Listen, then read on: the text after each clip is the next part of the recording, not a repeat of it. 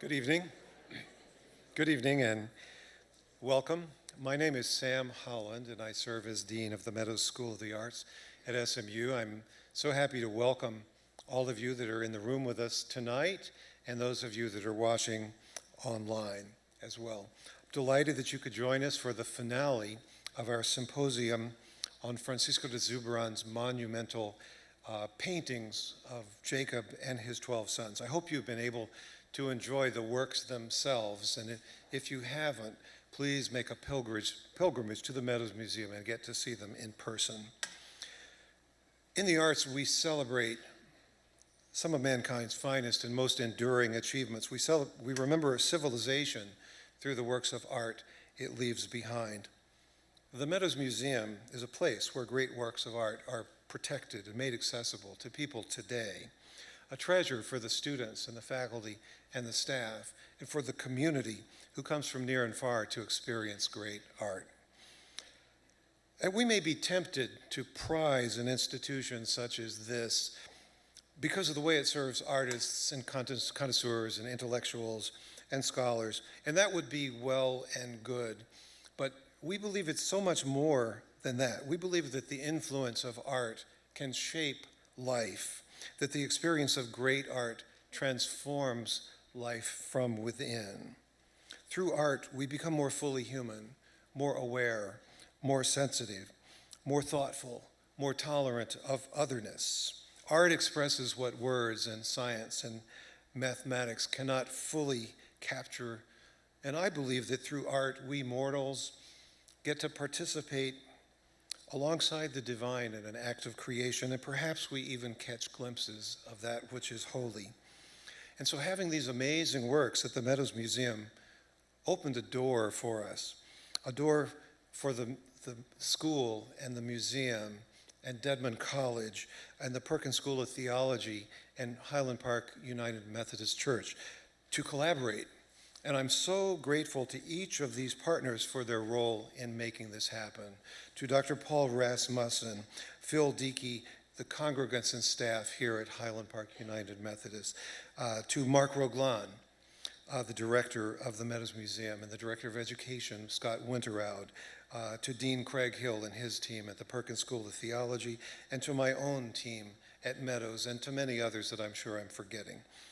But if these works opened a door for collaboration, they also opened a door for all who are so inclined to look beyond the surface of the art, as marvelous as that is in itself, into the meaning and relevance of art in history, to the meaning of relevance and of art in human affairs, and above all, into our relationship with a reality greater than ourselves. In short, to allow the paintings themselves to invite us on a spiritual journey that is both expansive and inclusive.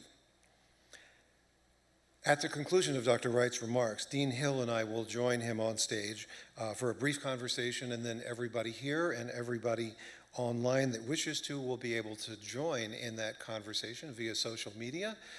The addresses where you can email or text, and it looks like we also using Twitter here to communicate, are available there, and they'll be back up again when we arrive at that point in the program. Then that session will be followed by brief and light receptions. And so it's a great honor for me to present the Right Reverend Dr. N.T. Wright, Research Professor of New Testament and Early Christianity at the University of St. Andrews in Edinburgh, Scotland, who in his former service as the Bishop of Durham at Auckland Castle lived daily for many years in the presence of these Zuberan paintings. When he saw them this morning at the Meadows the Meadows Museum for the first time in many years, it was almost jumping for joy at reunited with old friends. Tom, I know everyone in this room knows your bio and has probably read several of your books and is also here because of your deep and accessible expressions of Christian faith through your writings. And so, Tom, welcome back to Dallas, and we look forward to this amazing story.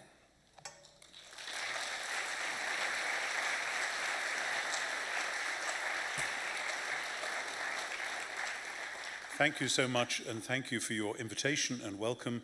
I won't make the same list of thanks that was just given just now, but I'm really grateful to everyone, and particularly those who've been able to do this extraordinary exhibition with the Zurbarans. And yeah, it was very exciting for me to see them again. I went back to the hotel and I phoned my wife and I told her about them because they were very special to us.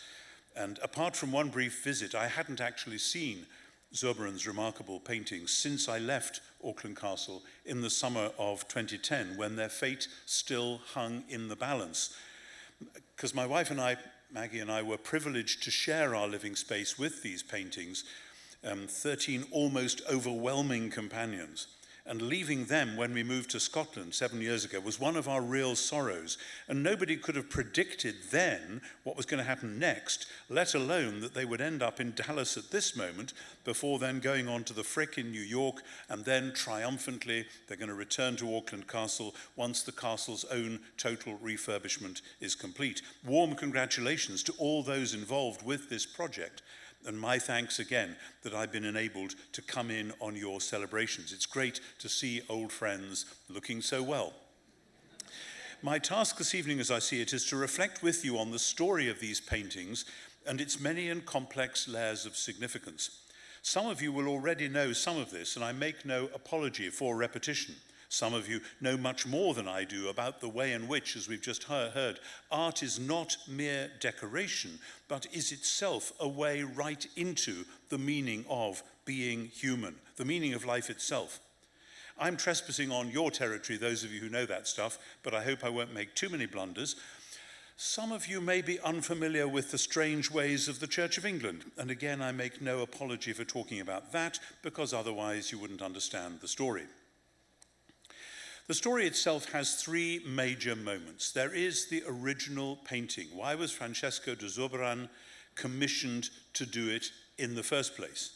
Then there is the move to Auckland. Why did Bishop Richard Trevor want these paintings in particular? And then there is the recent history. Why did the church authorities want to get rid of them?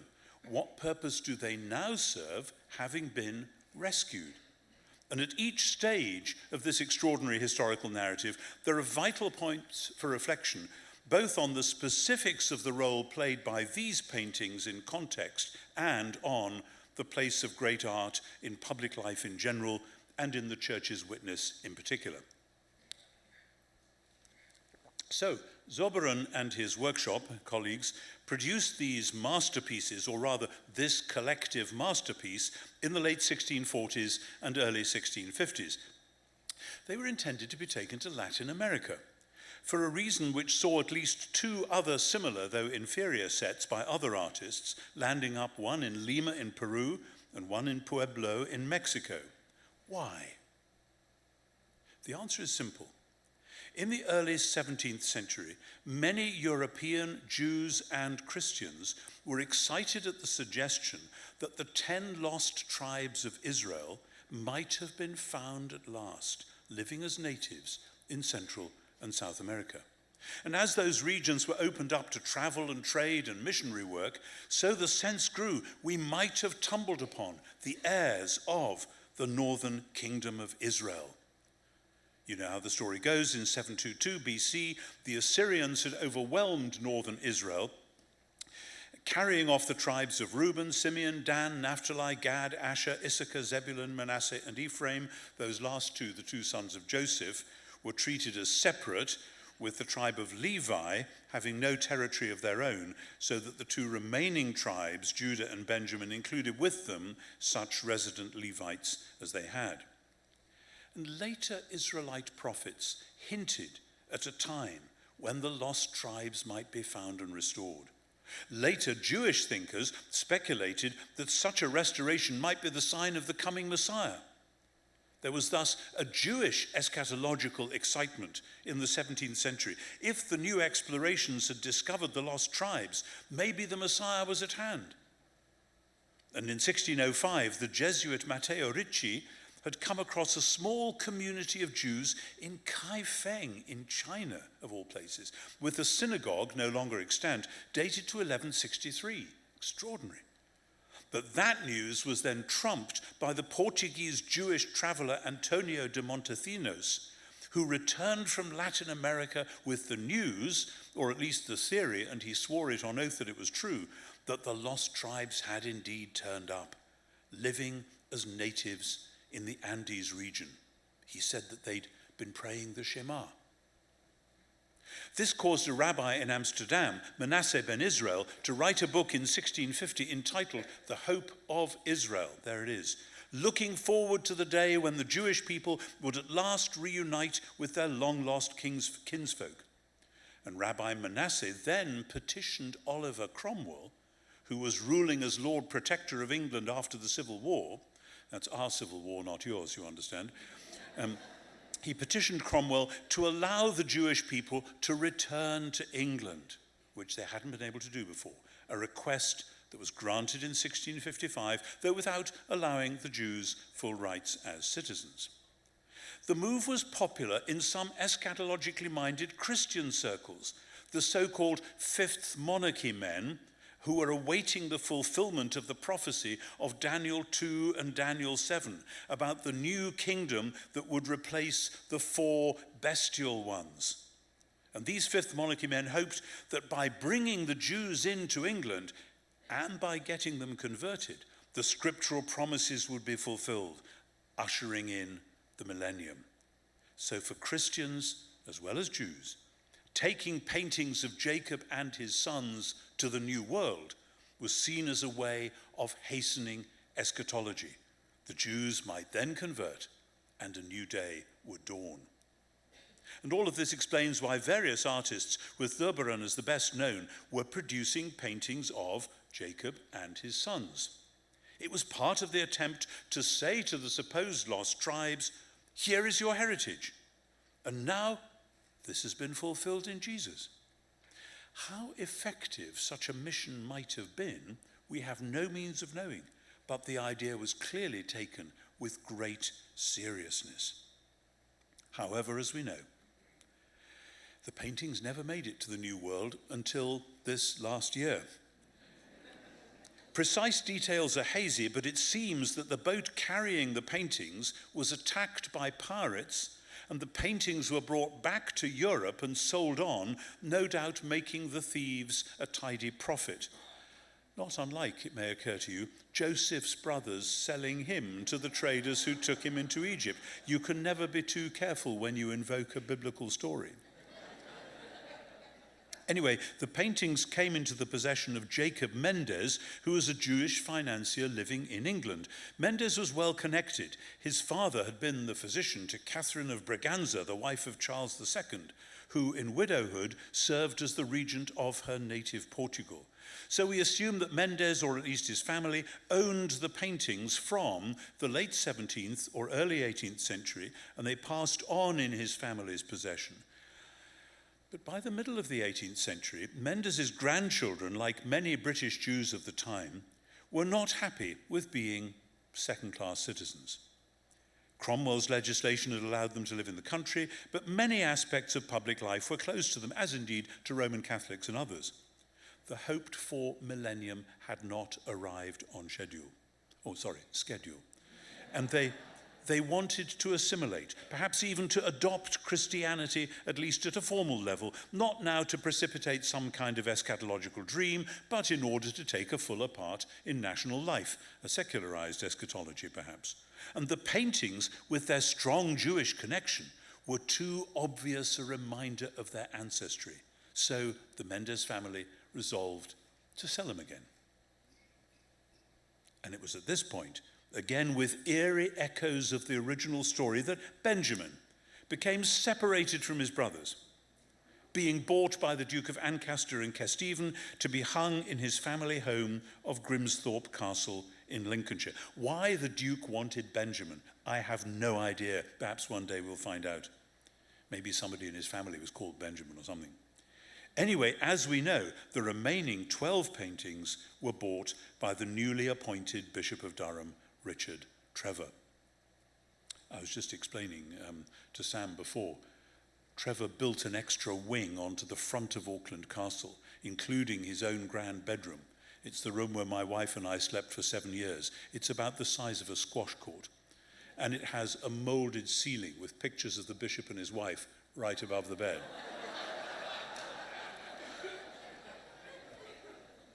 So why did the bishop want these paintings? What was going on? And here we move into a different and important narrative which still carries power to this day.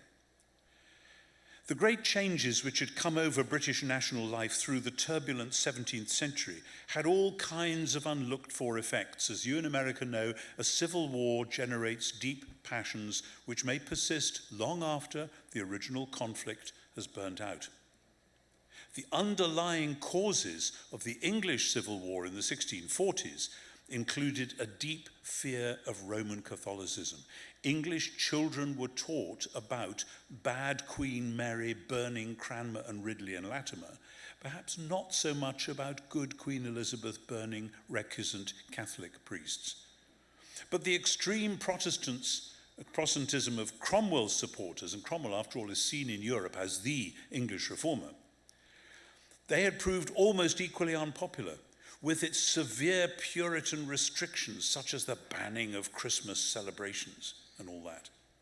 And as we saw, the hopes of a coming millennium, a fifth monarchy to fulfill the scriptures, had faded at least for the time. Attention was drawn elsewhere when the Restoration under Charles II gave way to the short reign of James II, who seemed clearly bent on restoring Roman Catholicism. And this was a bridge too far. In a move almost as revolutionary as the Civil War of 40 years earlier, James was ousted, it's not often we've done that with our kings, but it happened then, and replaced by his daughter Mary, with her husband and cousin William of Orange. And the Catholic threat, though, as it was perceived by many, had not gone away, and it broke out from the north, with the old alliance of Scotland and France, now in religious mode, setting itself against Protestant England through the Jacobite risings of 1715 and 1745, the first of which was designed to bring back James himself, and the second to enthrone his would-be successor, Prince Charles Edward Stuart, Bonnie Prince Charlie, there he is, and to get rid of the European Protestants, who in the persons of the Hanoverian Georges was seen by many as rank outsiders. George I didn't even speak English, and interestingly, it was because of his mispronunciation of the name of the river which flows through London that to this day we call it the Thames with a hard TH and an E instead of an A for the Thames. That's because that's how you would say it in German. Bet you didn't know that. But the Jacobite threat divided the nation again. It wasn't simply Scotland versus England, as Braveheart fans might have imagined, since a majority of Scots favoured the new regime, while there were significant pockets of Jacobite sympathy in England. And the first rebellion was brutally squashed, 1715, but the second achieved a victory over the English at Preston Pans, September 1745, after which Bonnie Prince Charlie advanced south with his troops, gaining more support on the way, getting as far as Derby in the Midlands by December. But there, however, they were deceived into supposing that a large English army was blocking their path to London, and they retreated back up north before being eventually massively defeated at Culloden, April 1746. But there had been a huge panic in England in 1745. Many thought that the Jacobites were about to sweep all before them and bring back an old and hated regime. Now, what's all this got to do with Zurbaran's paintings and Bishop Richard Trevor? First, the mood of the times had changed radically, but with the Jewish question a continuing factor. The Protestant Church of England was no longer looking for a fifth monarchy, but the eschatology known as postmillennialism, which could include various theories about the place of the Jews in the coming Golden Age, was still powerful. You can see it in Handel's Messiah, first performed in 1742. But along with this were the stirrings of what became known as the Enlightenment, one of whose principles was religious toleration, an imperative made more urgent by the memories of civil wars in which religion had played such a large part. Into this context of panic about the 1745 rebellion and a new mood of tolerance, there emerged a Jewish banker with the splendidly biblical name of Samson Gideon.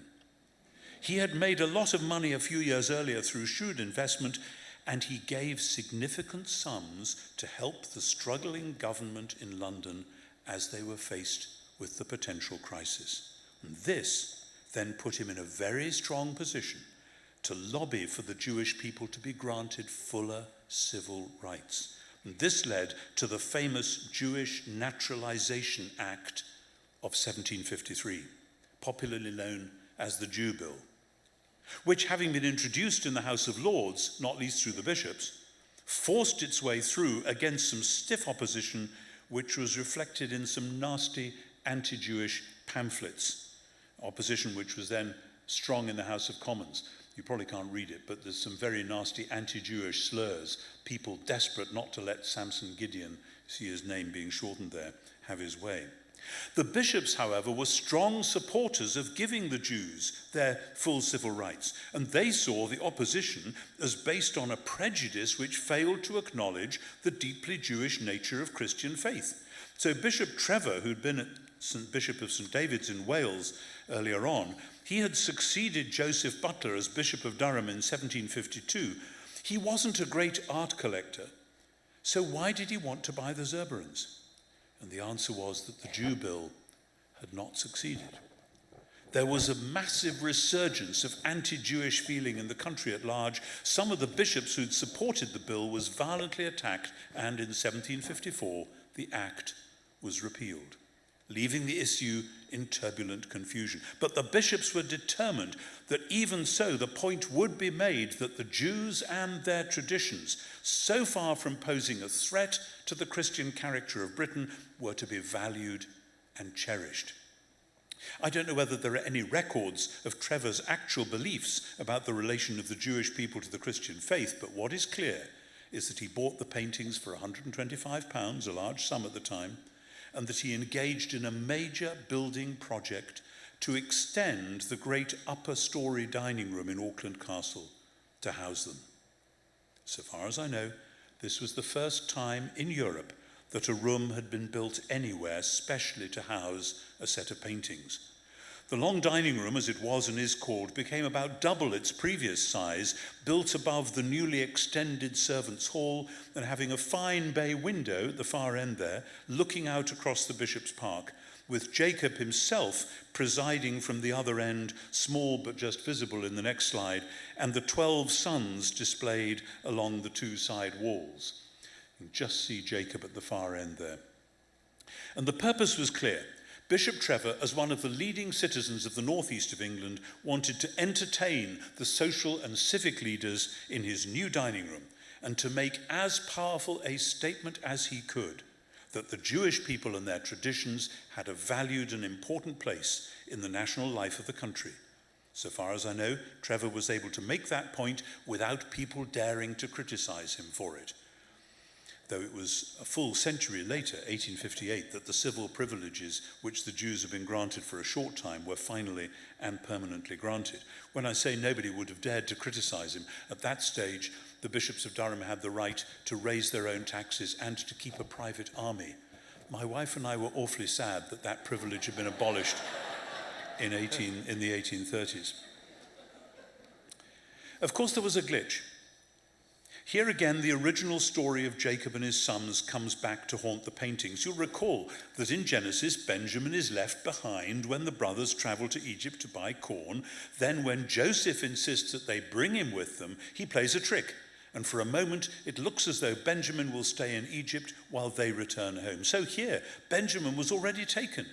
The Duke of Ancaster and Kesteven had got in first. So Trevor commissioned a British artist, Arthur Pond, to paint a copy of the original. Pond, realizing he had the bishop over a barrel, charged him nearly as much for the single painting as Trevor had paid for any of the originals, but at least he had a set, and there they have been ever since. They were joined by two other sets of paintings from a similar period, only one of which is now at Auckland, the Four Evangelists by 17th century Flemish artists, artist, and the Four Doctors of the Church, which was a single painting which was sold sometime in the last century. Trevor clearly wanted to say that the great narrative, which has Jacob and his sons near the start, was in a sense continued in a transformed sense through the gospel story of Jesus. But that's another story. So the paintings have been hanging in Auckland Castle since 1756. There it is, seen from the other side of the River Wear, looking up the hill. That's the great chapel, which was the dining hall until Cousin turned it into the chapel in the 1660s. I don't know to what extent Trevor's successors as bishops used the paintings to make the same point, but even if not, the paintings themselves and their historic meaning were making the same plea for a more tolerant and open society as something which should not be threatening to a would-be Christian society, but should be welcomed. It's interesting that the first recorded synagogue in the northeast of England was established in Sunderland, 10 miles or so from Durham, in 1755, right at that time. And local tradition suggests that the Jewish community in Newcastle, that other major northeastern city, goes back to 1775, though actual records only reported in 1830. But these signs might suggest that Bishop Trevor's efforts had borne fruit, that the Jewish population knew they had a friend there in the northeast in Durham. The present large ultra-Orthodox Jewish community in Gateshead, also in that same region, dates to the 19th century. It's impossible to say what extent their welcome owes anything to Bishop Trevor's policy, but his efforts to create a different popular mood, symbolized by his display of the paintings, might well have been responsible. Jacob and his sons looked down on some remarkable events in the 250 years between Bishop Trevor's purchase and my own time in Durham. Famous names came and went, and the vocation of Durham bishops to foster social harmony and tolerance achieved one remarkable victory in the coal strike of 1892, when Bishop Westcott brokered a deal between the owners and the unions.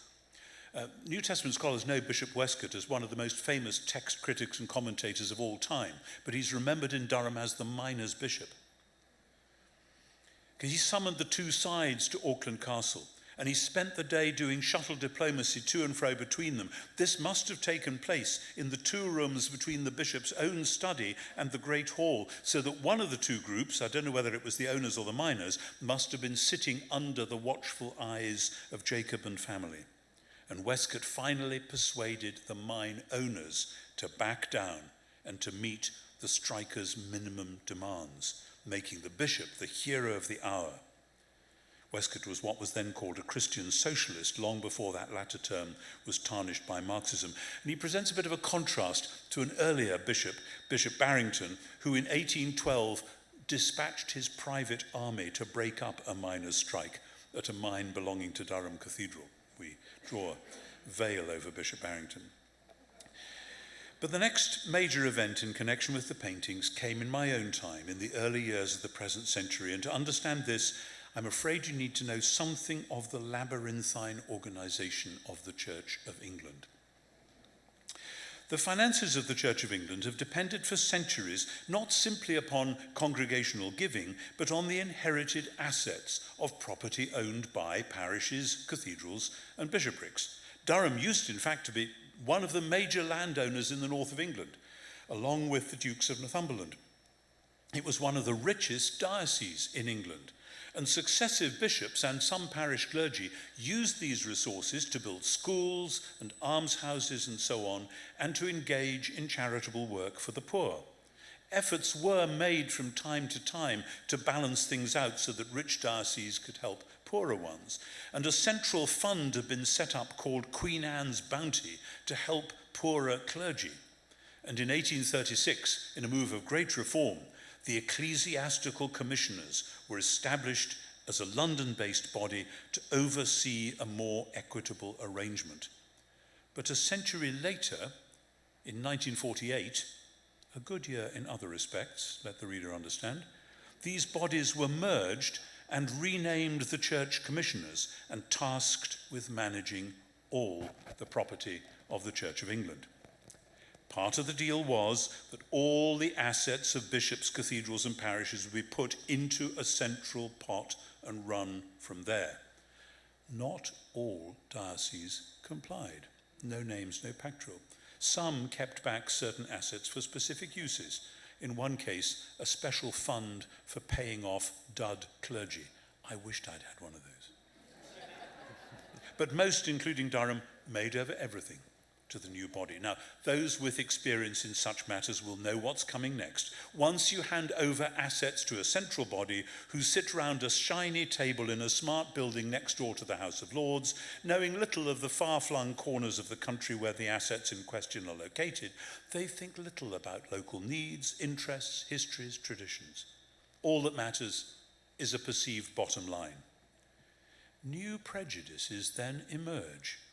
Not now anything so unpleasant as anti-Jewish feeling, but an ecclesiastical inverted snobbery, which regards large houses or even castles with deep resentment and sees inherited art treasures as an insulting luxury. The fact that these houses were used to great effect by the bishops in the course of their wider ministry, and that these treasures had a rich symbolic value which had been speaking powerfully into the local culture, all that counted for nothing. Sometimes bishops themselves resented having to live in large drafty palaces, which even on a bishop's stipend were hard to maintain. So things began to change over the last century or so. In the 1950s, the Bishop of Lichfield moved out of his palace into a canon's house the other side of the close. In the 1970s, the Bishop of London abandoned Fulham Palace, which had been the bishop's house for over 1,200 years, and moved into a house in Westminster and then on elsewhere. And so it went on, with a kind of Puritan narrative being accepted, just as in the same period, more and more old rectories and vicarages next door to parish churches were sold, and the incumbents moved to small and often unsuitable houses elsewhere, without regard for the way their houses had actually served their ministries. Some of those who were campaigning for more of the same got themselves elected onto bodies like the church commissioners, despite the fact that it was the bishops who were the ones appointed to oversee the life of the church. When I became Bishop of Durham in 2003, one of my new colleagues told me that the church commissioners were our bosses, by which he meant they controlled the expenditure. They can tell you what to do. This was a historical accident, but it should have been foreseen. When you give people control of finances, you will find that, unless carefully watched, they will begin to make policy. And most of the bishops were, of course, far too busy to notice. It's a very, very, very labor-intensive job. Now, of course, there is a counter-narrative, there always is, on which the reformers were trading. There were and are many desperately poor areas of England. Parishes there urgently need resources. Clergy stipends are small. Many clergy with dependents only survive because of a working spouse. But these undoubted facts were used as the front argument for three quite different motives. First, public life in England is notoriously London-centric. Most major cultural events and museums and art galleries are there. Many in London, including many opinion-forming journalists, assume that this is part of the natural order. So that it seems odd to have real art and music happening, as they say, in the provinces. Indeed, the word provincial is a bit of a sneer. As the campaigning journalist Sir Simon Jenkins once pointed out, if Salisbury Cathedral could have been put on wheels, it would by now be parked somewhere in Knightsbridge so that Londoners could enjoy it without having to travel to Wiltshire. So the inverted snobbery of those who resented bishops in palaces was able to harness ordinary metropolitan snobbery for its own ends. When in early 2005 I suggested to the chief executive of the church commissioners that if the commissioners wanted to do anything about Auckland Castle, which is what they've been saying, and its paintings, they should come and see for themselves, since at that stage only 1 or 2 out of a body of 20 had ever been. I met a classic example of this London-centric attitude. "Oh, Tom," said the chief secretary, looking faintly shocked, "I think most of them would feel that was a very long way to go." It's actually about 250 miles. My incredulous response off the top of my head was to point out that according to recent research, the distance between Westminster and Auckland Castle was exactly the same as the distance between Auckland Castle and Westminster, and I was there in his study. So we shamed them into coming. I'll get back to that in a moment. But the point is that the Zurbarans were and are the finest art treasure in the northeast of England. And they are celebrated as such right across the region. Anyone in the area who knows about art knows that they've been there for a quarter of a millennium and by rights should be there in perpetuity. Now, this London-centric prejudice combined in the early years of this century with a particular attitude towards church priorities. It's an attitude I understand, but it got out of hand.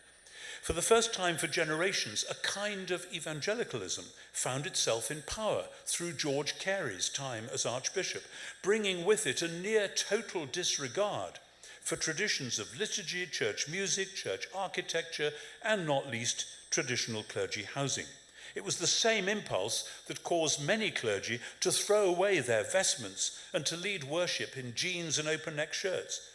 That same attitude produced a belief that church buildings, whether for worship or housing, were an unnecessary drain on resources. Again, one can see the point, up to a point. The problem comes in the shrunken view of mission that this agenda was adopting, coupled with a near Puritan dislike of any kind of hierarchy, and especially bishops, going back to an earlier period when most bishops were, quote, liberal Catholics, unquote, of precisely the sort disapproved of by evangelicals. And many cathedrals were seen as self-serving, privileged enclaves away from the rest of church life. Put that lot together and you have a toxic combination. And the church commissioners, whose official task included supporting the bishops in their work, came to have an implicit agenda of telling the bishops what they could and couldn't do and where they could and couldn't live. One newly appointed diocesan bishop, himself a fine, wise evangelical actually, said to me some months into his post, I said, how's it going? How's the house and so on? He said, if the church commissioners had tried to devise a scheme for making me and my wife convinced that we should never have accepted the job in the first place, they couldn't have done it better. And part of the irony of that is that in fact bishops do still have the chance in England to use their position to do great good in the region and nationally. They need all the support they can get. And similarly, interestingly, the English cathedrals are overall the fastest growing congregations in the country, and they serve for many as the shop window of the Church of England, even though their style of traditional music is precisely what some of the Puritans, or indeed the Charismatics, have reacted strongly against. So that's the second factor which is driving all this, a sudden shift towards a much more free-floating, get-rid-of-it-all attitude. The third factor, which joins up with what Dr. Holland was saying before, comes from deeply within the same Enlightenment, which at one level was urging tolerance against the background of wars of religion. The Enlightenment's rationalism produced, as has been well documented, a cultural mood in which the left brain of organization and administration took over from the right brain of culture, narrative, and spirituality. The reaction against this from the Romantic movement didn't affect the basic point, since facts and feelings had been separated as though by Act of Parliament. And this has meant that in our public life in general, and our education system not least, the arts, music, painting, along with everything else, have been regarded as the decorative bit around the edge of reality, rather than a highway into the heart of reality itself. What is assumed to matter most is the small-scale detail of budgets and projects, and anything so intangible as a new symphony or a historic work of art simply doesn't register, despite the fact that some of the greatest evangelistic and pastoral works of the last 500 years have been things like Handel's Messiah, or Rembrandt's Return of the Prodigal, or indeed the poetry of George Herbert or Gerard Manley Hopkins.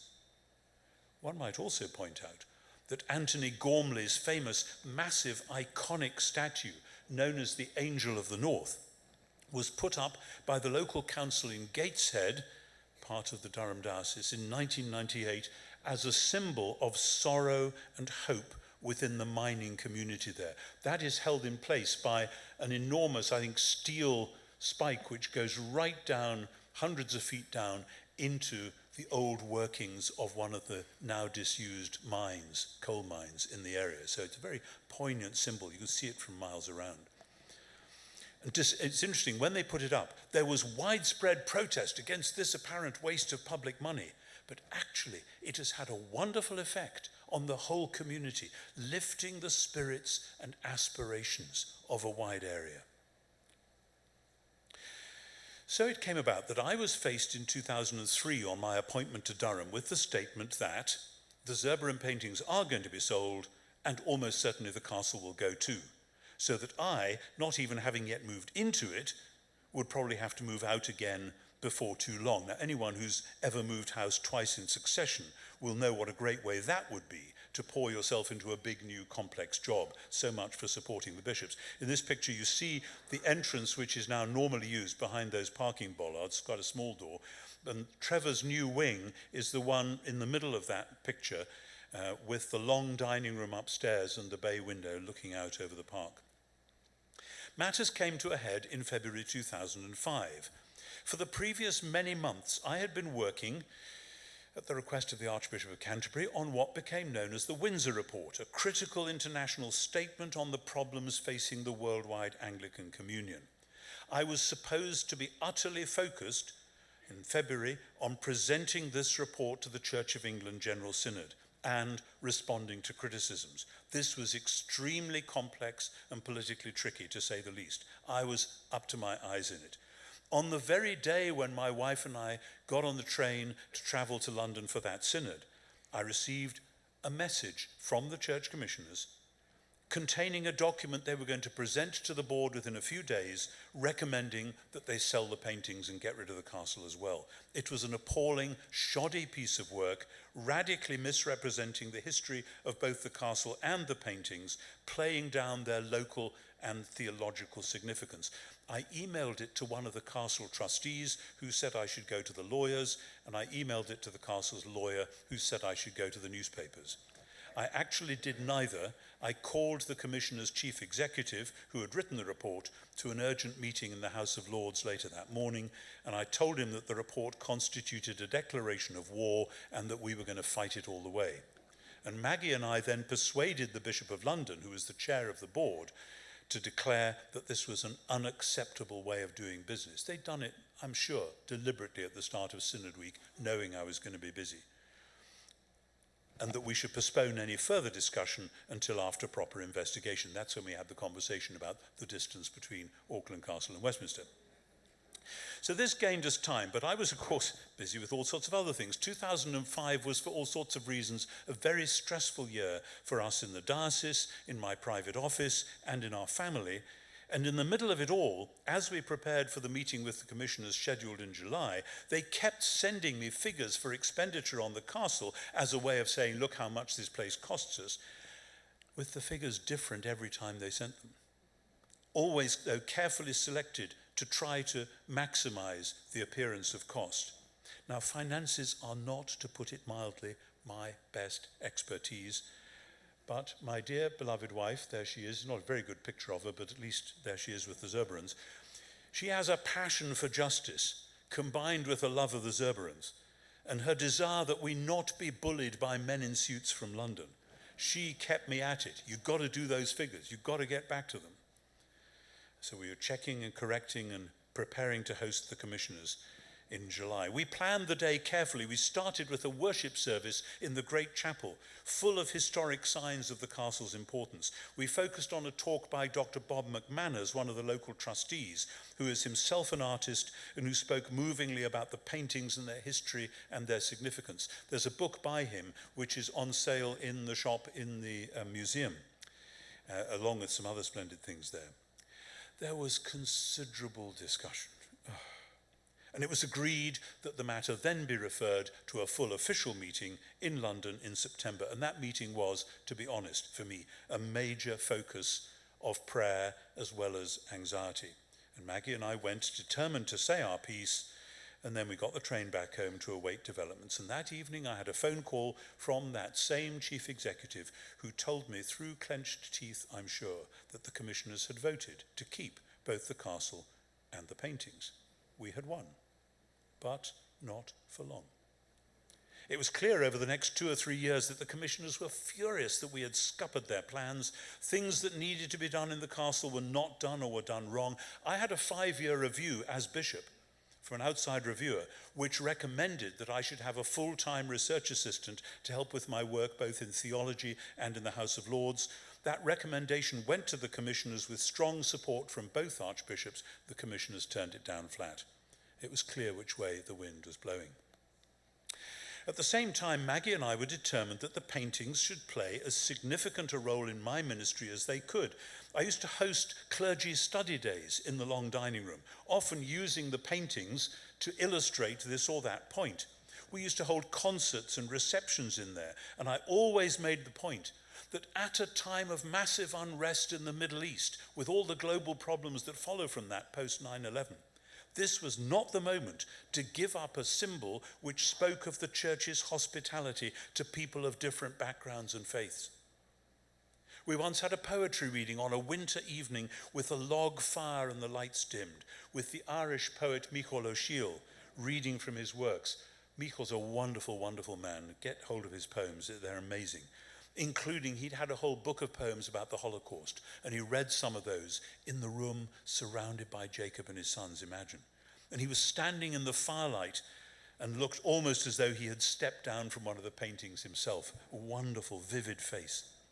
And to my special delight, we hosted a meeting of the Scriptural Reasoning Project, in which Christians and Jews and Muslims get together to discuss themes in their respective scriptures. Not to pretend we all agree, we don't, but to tease out areas of common concern as well as of critical differences. And we began that meeting with a vegan meal. You had to be vegan, of course, there in the long dining room with Jacob and his sons looking down on us. And it's one of the high points of my time in Durham that I told again the story of Richard Trevor and his dream that the paintings would speak of a more wise and tolerant future for interfaith and civic relationships. In these and many other ways, we were eager that the paintings should play a vital role within our larger ministry. We entered into conversation with the Bose Museum down the road, hoping through them to establish a link with the Prado in Madrid, perhaps to use the paintings as a focus for further imaginative and symbolically powerful ventures. But the commissioners had other ideas. The next move came in early 2010. I had just returned from a sabbatical, and I'd come to realize sadly that if I was to continue with my academic work, I was probably going to need to leave Durham and return to the university world. Nobody knew this at this point except for Maggie and me. But at that moment, we had an unexpected private visit from the most senior commissioner.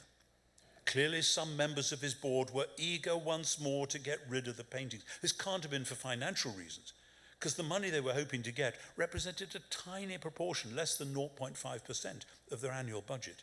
I think even less than that, actually. And in any case, if they wanted to realize assets, there were many far less contentious things they could sell. It was a symbolic gesture, a way of saying the church didn't need fancy historic treasures. Bishops shouldn't live in castles anyway. In other words, back to the old agendas. So the proposal, which was put to us under the threat that if we mentioned it to anyone, the paintings would be sold immediately in the castle shortly thereafterwards. The proposal was that the paintings should be sold for 15 million and part of the money invested in a trust to pay for the ongoing upkeep of the castle. As soon as I heard that, I knew what would happen. We would keep silent, the truth would come out, the local community would look to me to lead an energetic campaign to keep the paintings, and I would have been muzzled. Clever stuff. Hardly designed to fulfill the commissioner's purpose of supporting the bishops. On the contrary, this would have made this bishop deeply unpopular with my own people. Had I not already been making up my mind that I was going to have to leave, this would have made my position untenable. The fact that the commissioners couldn't see this only shows how far removed from their first duty they'd become, or how unpopular with them I had become, or possibly both. Anyway, we announced soon after that we were in fact leaving for St Andrews, and the commissioners, emboldened by the thought that there was no bishop there to stop them, went ahead and announced that they were putting up the paintings for sale. There was a huge fuss in the region, and the newspapers organized a major campaign. Then, to everyone's surprise, out from the shadows came rescue in the person of Jonathan Ruffer, who some of you know.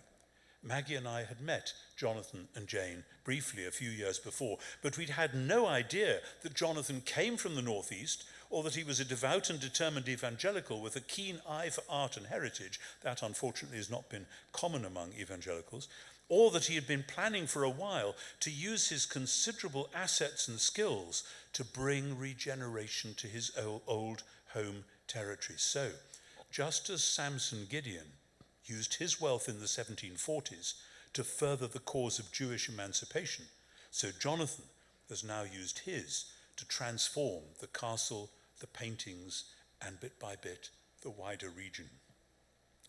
Maggie and I were delighted then to hear his plans, still more to see how he began and has now begun to realize them. He's done many things we'd have loved to have done, but he's had the resources and the shrewd planning skills to go much further than we'd ever dreamed of.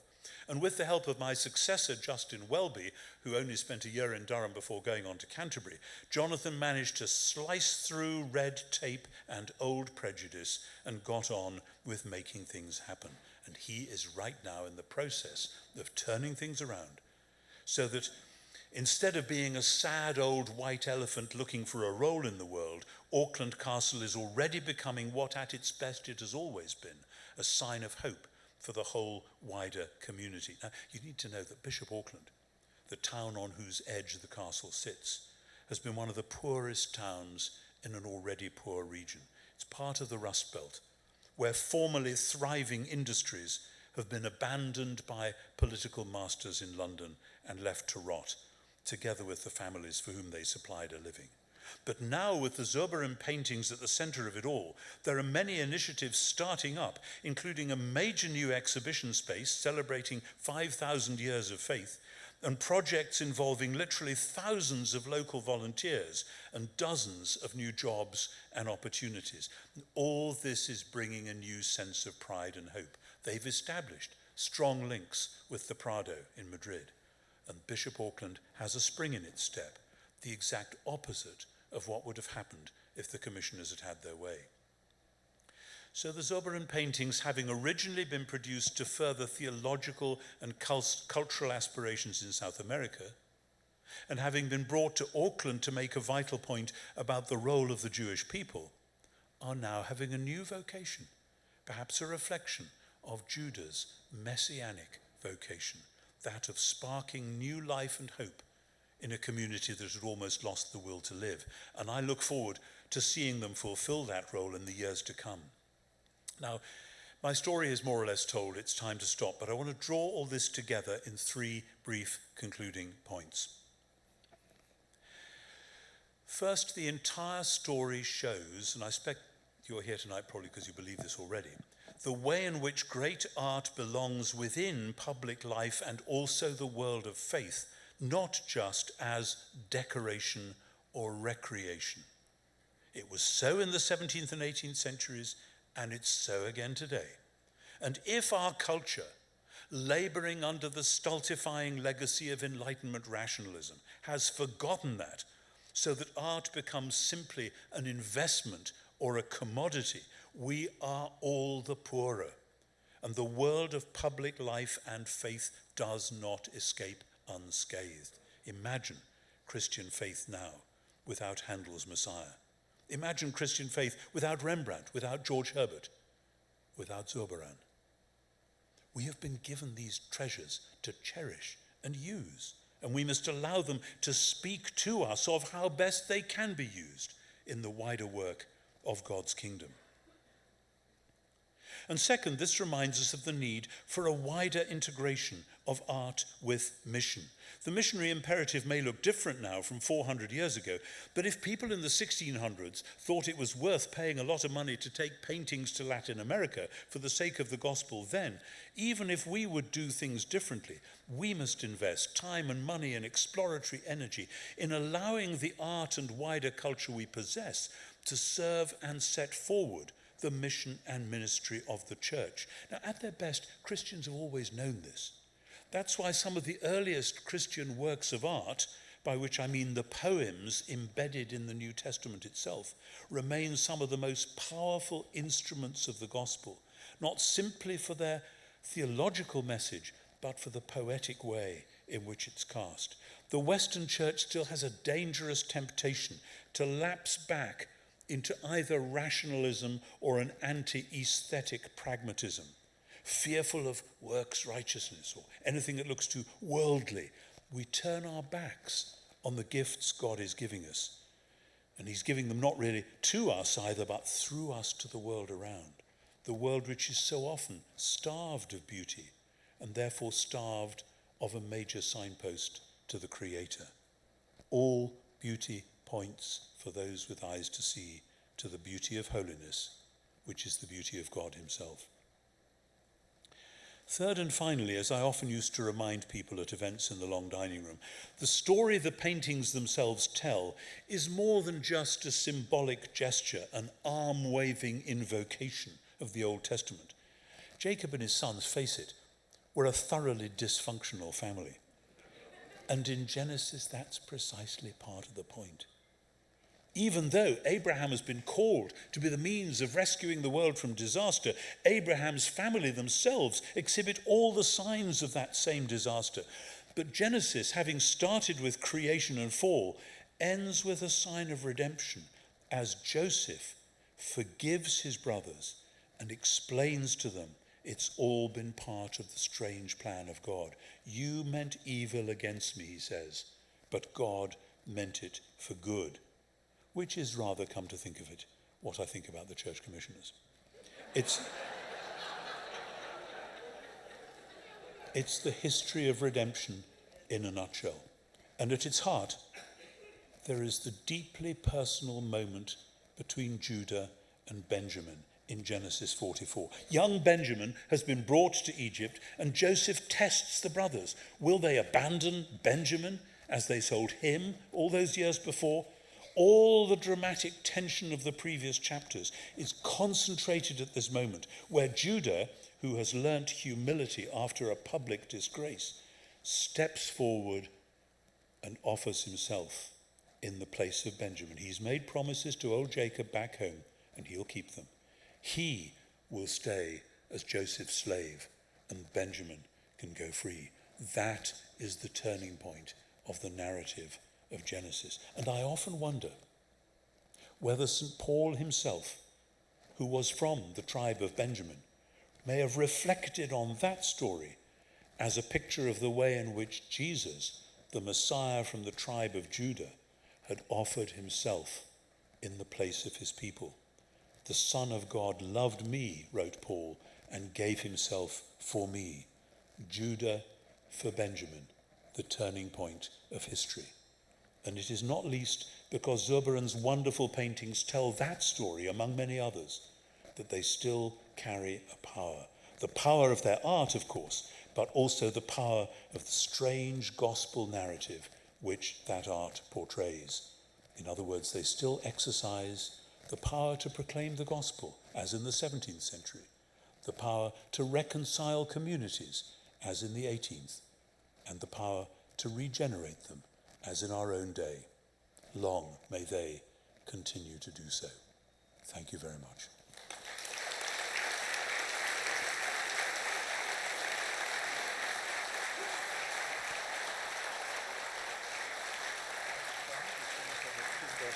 Okay.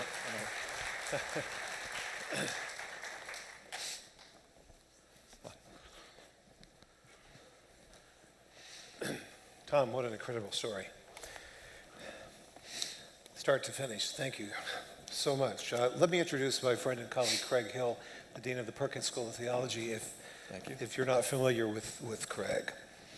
And don't worry, we'll be brief up here. We're going to throw a question or two Tom's way, and then we'll open to the team to take questions from the audience and from the internet when they're ready. So, shall I start things off? Tom, it's no secret that we live in a time of great division and divisiveness, a time when people seem to be shouting at one another, when other humans, especially those who we perceive as different, who are actually different from ourselves, are often demonized. This is exacerbated by media, and particularly social media, which tend to drive people still further and further apart. And I'd like to believe that art, particularly great art, has the capacity to bring us back together again. Am I just being naive and optimistic? Or what are your thoughts on that? I think, as I said, art has the capacity to remind people of other dimensions. Violence and hostility and prejudice happens when we are diminished, and art has the capacity to enable us to grow. Now, of course, all sorts of ways this can go horribly wrong. Like any good gift, it can be perverted, and one thinks of Hitler's use of Wagner, for instance. But then one thinks of those wise Jewish musicians who insisted on playing Wagner after the war, despite opposition. But thinking of Jewish musicians, I think of Daniel Barenboim with his orchestra, which brings together Jewish and Palestinian musicians, and is a real sign of hope. The music actually opens the window on a wider world and says, if you shrink into your little hate-filled conventicles, it's going to get worse. But here we can actually breathe a larger air. And that's a statement of faith, and it's not something that you can sort of quantify in terms of we've got so many works of art, so we've had so much reconciliation. But as I've experienced just in various ways, as I mentioned some of them, it can bring people together and provide a focus which makes everyone think differently. And then when they think differently together and talk to each other about how they think differently, that's when you have no idea what's going to happen as a result of that. Now, obviously, there'll be huge setbacks, but it can't but be a good thing, I think, to use art and music in this way. Sometimes I feel that certain music, it's often Bach, sometimes it's Brahms, is a preview, a little glimpse of what heaven is like.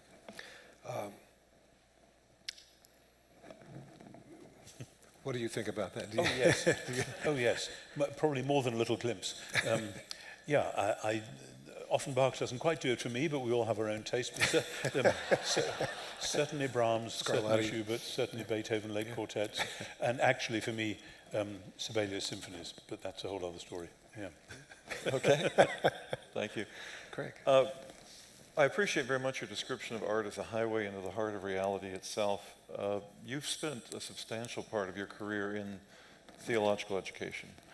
And theological education is, generally speaking, as I've known it, and perhaps you've known it, is a largely cerebral, or if you're British, cerebral exercise, right?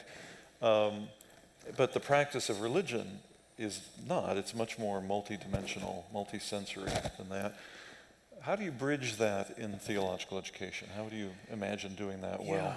It seems to me that theological education is like the scaffolding around a great cathedral. As you see, I've worked in some wonderful cathedrals. I've been privileged like that.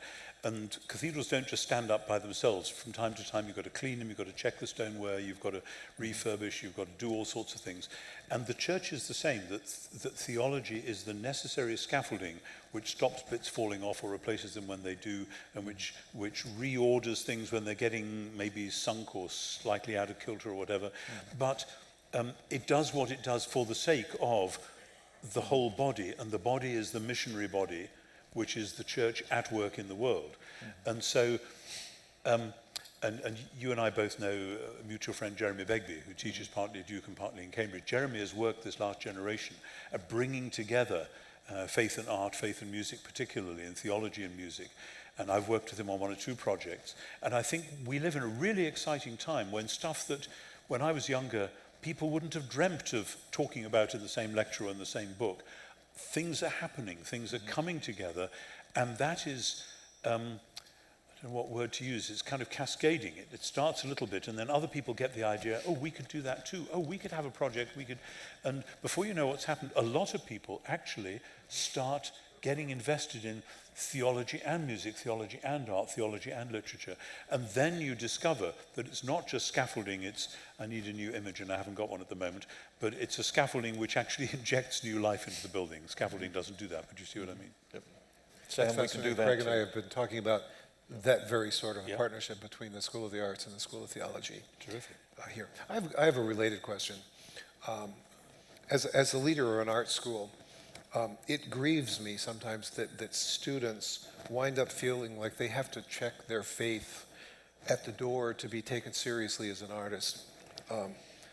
Is there any advice you would have for a young person of faith, let's say Christian faith for the sake of argument, who is drawn toward the arts as a career? Yeah, that is a toughie. I once had a young man who became a Christian when I was college chaplain in Worcester College in Oxford, who was an extraordinary artist, just an amazingly gifted artist, to see someone. And when he became a Christian, his art changed, and it wasn't deliberate. He wasn't trying to make a statement. It just happened because his whole life was changing. And his tutors noticed the change, and they said, what's going on? He said, well, I've become a Christian. They were all Marxists, so they were furious. This was in Oxford in the late 80s.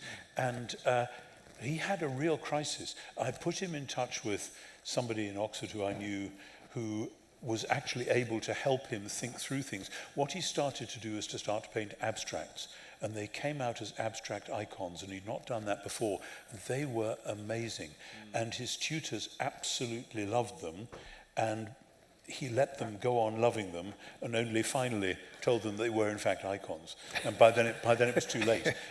But I mean, but it is tough. But I think for artists and musicians and so on, it's the integrity that's going to count. You can't force it. Real art has got to come from somewhere so deep within that you can't just say, okay, I believe this now, so I'm going to do this. That's the sure way to kitsch. It's got to come, and it'll take time, and for everybody it'll be different, but I cherish the hope that there are ways forward. Well, one more question, if I may. When I think of religious art, specifically Christian art, well, I think of Rembrandt like you, Handel, Michelangelo, some Caravaggio, things like that. That's not all that you find. There is, well, certain strands of contemporary music that some are great, a lot aren't. If you go into a Christian bookstore, what passes for art? Is bad religious art dangerous? Is it worse than no religious art at all? Quite possibly, yes. I mean, I said in a lecture some years ago that our culture seems to divide between brutalism on the one hand and kitsch on the other, because we are aware of the awfulness of the world, and in a sense brutalism is a sort of response to that. But then when, particularly Christians, or people who have got more romance than rationalism in them, when they want to say, yeah, but there's some pretty stuff as well, they produce kitsch. The only place I know where you get both together was Mel Gibson's film The Passion of the Christ, but that's a whole other story. And somehow we need a new integration and integrity, because it seems to me, and obviously I'm not an artist, I do little bits, dabble here and there and talk to people who are, but we need to find a way of saying that the gifts which we're given, the artistic gifts which we're given, are given so that we can respond wisely to the fact that the world is charged with the grandeur of God, to quote Hopkins. But simultaneously, same poem, that generations have trod. I mean, that poem says it all, the glory and the shame. And if you emphasize too much glory without the shame, it does turn into kitsch. And if you emphasize the shame without the glory, it turns into horror. And then, of course, people take different things, and we're all damaged and battered in some way or other. And if you try and express that in art, it may just come out as a scream or a shriek. And maybe somehow in the larger community, there may be times you just got to hold on to that, like Picasso's Guernica, that's how it was. But one hopes for a larger narrative within which other redemptive factors will come in as well. That's a tough agenda. Yeah. A short question. This may have just a quick follow-up. It's no secret that a lot of the greatest art in history has been created with a religious message, from Michelangelo to Rothko or Palestrina, Bach. Are you, in all of your travels, aware of any great artists today who are creating sacred art, or art that simply reflects belief? Sacred art. Well, you've seen one on the picture, Micheál O'Shiel, the Irish poet. You may not know his work. For some reason, he's not that well known. He's got a new, big, 5-part poem coming out with Baylor University Press within the next few months, called, believe it or not, 5 Quintets, which is like Eliot's 4 quartets, only more so. It's very Micheál. It's not like Eliot in all sorts of other ways, but it's an extraordinary, I've read it twice now, and it's an extraordinary tableau telling the story of the modern Western world through all sorts of different mediums, and with very skillful and gentle but very clever uses of language and poetic structures and so on. And Micheál is a profoundly Christian man who's had great sorrow in his life. That picture was actually taken just after his wife had died, I think 3-4 years ago. But he comes back with praise and affirmation and celebration, which has none of the kitsch about it at all. It's rich and deep. So I would urge you, just look him up, buy some of his poems. They're great stuff. That's just for starters. Thank you. Oh, and the other person, of course, the musician, James Macmillan, Sir James Macmillan, Scottish composer, probably the greatest living composer in Britain today, who's a devout Catholic. I heard the first performance of his Stabat Mater at the Barbican Theatre just over a year ago. Absolutely astonishing stuff. It's not easy listening. It's especially a Stabat Mater. It's very in your face. But this stuff is happening, and we should celebrate and encourage it, and encourage young artists and musicians to get on with it. Yes. Thank you. Shall we go to the? I wanted to say the phones, but whatever the. Not quite the phone. So just a reminder, you can see on the screens here, if you're in person with us, you can email us at faithcues@hpmc.org, or you can submit on Twitter using the hashtag faithcues. So if you're online, those are great ways for you to submit questions as well. So Victoria will give us our first question. Let me adjust this. Okay, so the first question is, what can the local church do to empower artists in a variety of disciplines to expand the Christian imagination? Thanks, great question. The first thing is to be very much aware of artists and musicians and so on in your congregation. Almost all congregations will have them, and make sure they're valued, and make sure other people know that they're there, and ask them what they think perhaps they might do, not just tomorrow or next week, but over the next sort of 3 or 4 years, in order to enable the church to use these resources for and in the purpose of the mission of the church. And it might be as simple as just getting somebody to paint a couple of paintings which would be great meditation pieces for Lent or Holy Week, or it might be just, I once had a young violinist in my congregation when I was a college chaplain, and we used to get her to come and play a little meditation at the offertory in the midweek Eucharist and things like that. But I have often, when I've spoken about art in church contexts, I've had artists come up to me sometimes in tears afterwards saying, I've been coming to this church for 10 years and nobody here has the slightest idea of what I do or why it matters. And I'm astonished why you still go to that church. But there may be reasons for that. But we need to unlock the potential that most churches have got right there in front of us. Are you gentlemen allowed to answer these questions as well? Please do. Please come in. I think you covered it. Okay, so another question that came in from email. It says, Genesis tells us we are made in God's image against the backdrop of a creation story. I think that should teach us something about creativity. How can we cultivate creativity, particularly artistic creativity, as a core value of the church? Great, yes. Genesis 1:26, extraordinarily potent verse. I go with those scholars who say that the image is like an angled mirror that an angled mirror is shining light out and reflecting the world back in. In other words, humans are there to reflect the wisdom and beauty and stewardship of God into the world and to reflect the praises of creation back to the Creator. You've got creativity at every point in that, and it seems to me, and we've given some examples already, but one could easily name others like Bach's Matthew Passion or whatever. These are great works of art which enable the worship which is going on in the whole creation to come back to the glory of God and enable the love of God to flow out into people's imaginations and hearts and lives. So that, image bearingness is where it's at, and art has to be right in the middle of that. Interestingly, creation in Genesis 1 and 2 is a temple. It's a heaven plus earth reality with an image at the middle of it. That's a temple. When they build the tabernacle, and then when Solomon builds the temple, the descriptions of the construction of the tabernacle and the temple, they don't use the word beauty very often. They are doing beauty. If you read the story of the construction of the tabernacle and the temple, it is about the creation of some of the greatest art that world had ever known. Next question is, how can small local churches begin to encourage the arts in a meaningful way with a limited budget? Yeah, I mean, depending on how small the local church is, and in America it's a totally different scene from what we have, there may be economies of scale. It may actually be a wonderful ecumenical opportunity.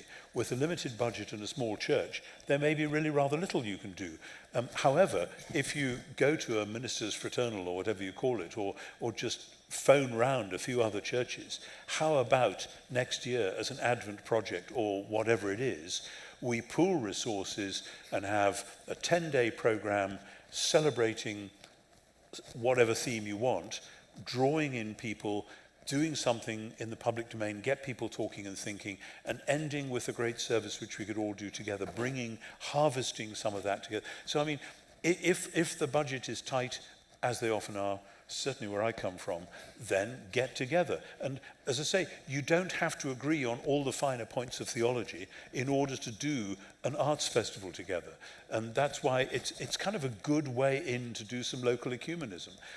I know that in America, often you're so energized into doing new things and different things and starting another church and planting 3 more somewhere, that the thought of actually looking at who else is doing stuff locally may not be high on your priorities, or maybe it should be. And I don't think I'm just saying that because I'm a recalcitrant Brit. I really believe it. How did the paintings interact with your own faith when you lived with them? And might I add, how does arts play into spiritual disciplines for you in general? For me, the primary art discipline, spiritual discipline for me is music and poetry.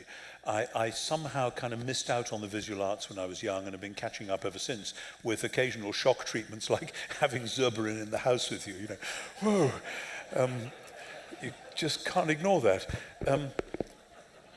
As I say, I used those paintings often when we had different groups in, or I was doing lectures for various contexts.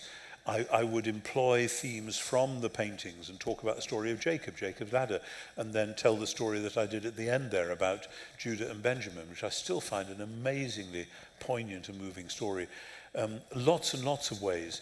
But for me, music and worship have always been very close to one another.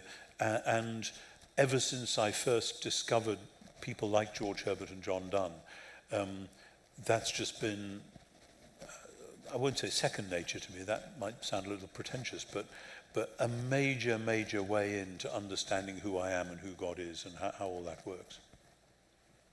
Would you speak some about the artistic style of the paintings? Sorry? Would you speak some about the artistic style of the paintings?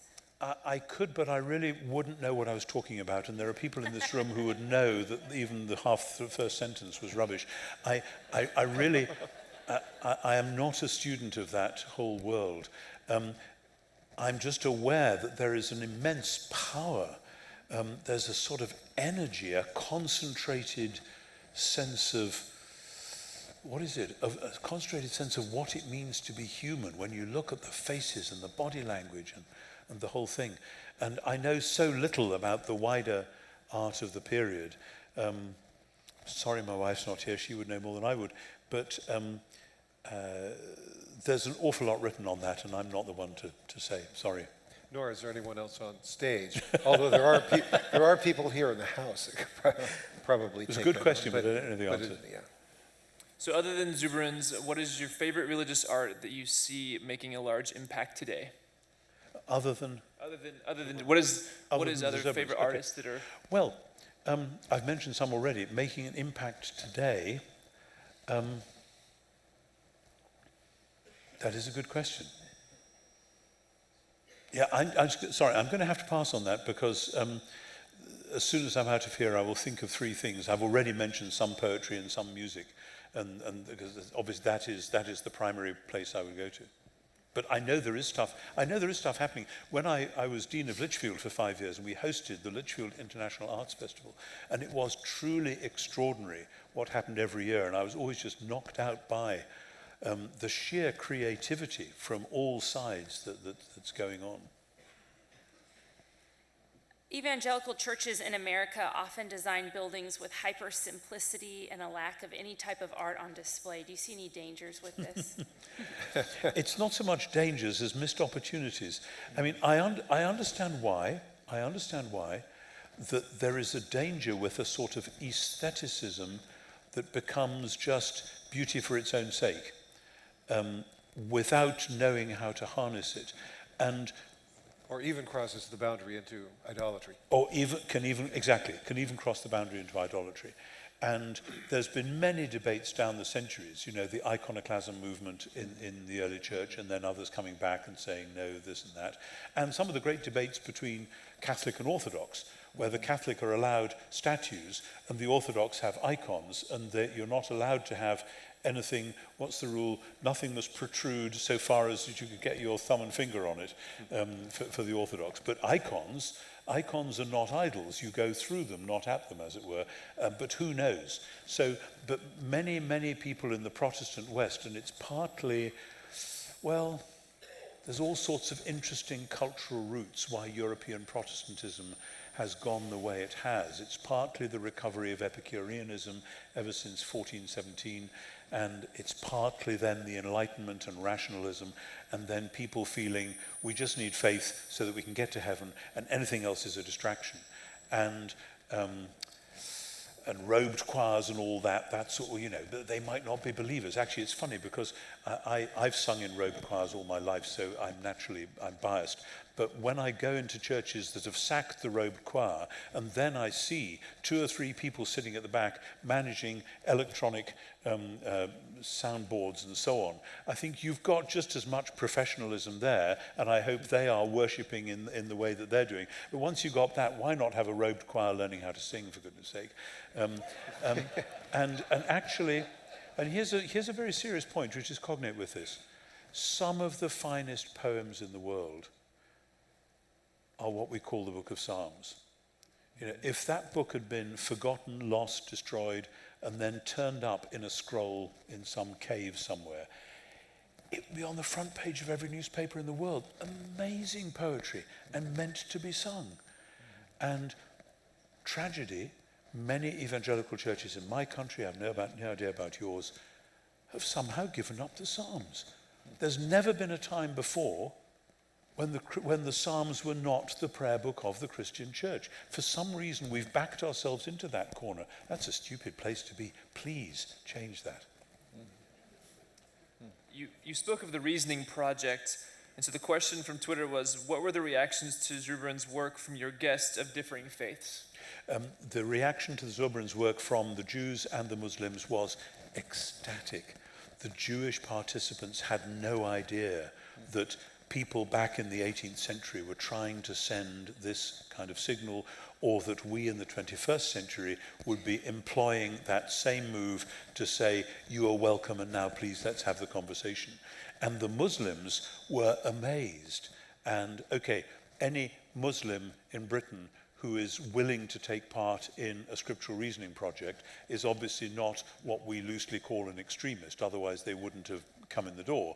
So it's self-selected. However, it was a wonderfully creative thing. I remember two of the Muslim participants, we had them staying in one of the guest rooms in the castle, and they were just lovely people who couldn't get enough of the fact that here was hospitality, and here was stuff where, you know, the Christian church was playing host to the conversation. And it wasn't saying, so that we will convert you by the time you leave. No, I mean, you know, God does whatever God does. But sitting down, looking at the Quran, looking at the Hebrew scriptures, looking at the New Testament together, and talking about common themes. And isn't that interesting? That's how it works. And when I pray, this is how it means to me. And so we learned so much from one another. It was like being on retreat in a strange sort of way. So they were really thrilled with the whole thing. How about one more question? What are the boundaries, if there are any, that define what is and what is not art?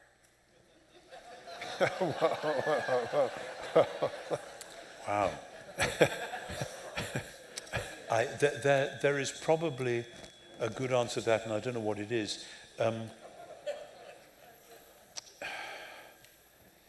obviously people have written books about this and so on, and most of them I haven't read. Well, it's a little bit like what Louis Armstrong said about jazz. He doesn't know what it is, but he knows it when he hears it. Yeah. There's something of that. That's not a totally adequate answer, but there's something to it. And I guess it's flexible and fluid over time and from culture to culture.